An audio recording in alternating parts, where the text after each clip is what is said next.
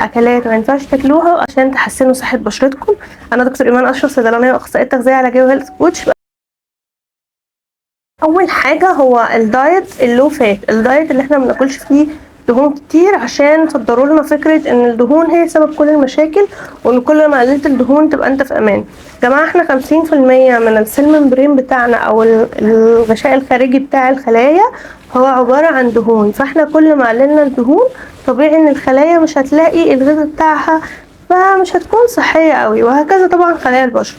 بالاضافه كمان ان في فيتامينز A و D و E و K، الاربعه دول هم اصلا امتصاصهم بيتم من خلال الدهون.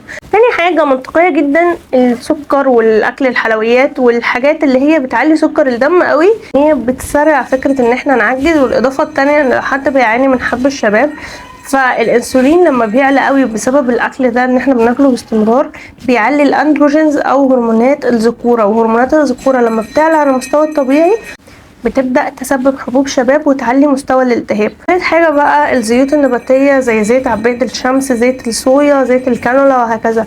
الزيوت دي كلها بتكون بتحتوي على اوميجا 6 بنسبة عالية، والمفروض في جسمنا يكون الاوميجا 3 ضعف الاوميجا 6، يعني نسبة 2 اوميجا 3 لواحد اوميجا 6.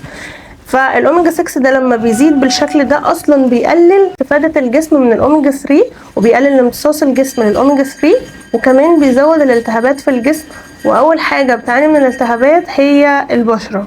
الاكلات اللي ما بيكونش فيها مضادات اكسدة، اكلات المعالجة، يعني مثلا زي ان احنا مثلا بنجيب القمح الكامل ونعمله دقيق ابيض مكرر، وهو اصلا مضادات الاكسده بتاعته بتكون موجوده في الغلاف اللي احنا شلناه ده.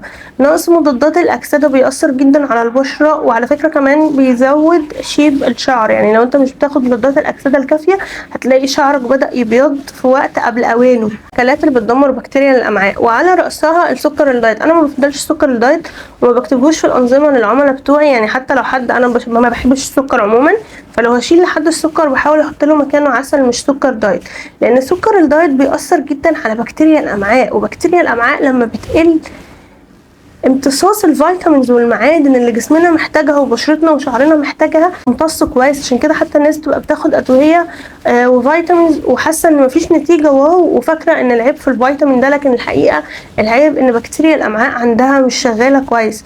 وحاجه تانية كمان، الناس اللي بتاخد مضاد حيوي عمال على بطال، انت كده بتاثر برضو على بكتيريا الامعاء، فبالتالي بتأثر على امتصاص الفيتامينز والمعادن المفيدة لبشرتك وشعرك. وبكده نكون خلصنا. ومتنسوش بقى تسألوا عن عروض المتابعة معايا، هتلاقوا الانستجرام بتاعي في صندوق الوصف. اشوفكم في فيديو جديد ان شاء الله. كان معاكم دكتور ايمان اشرف، سلام عليكم.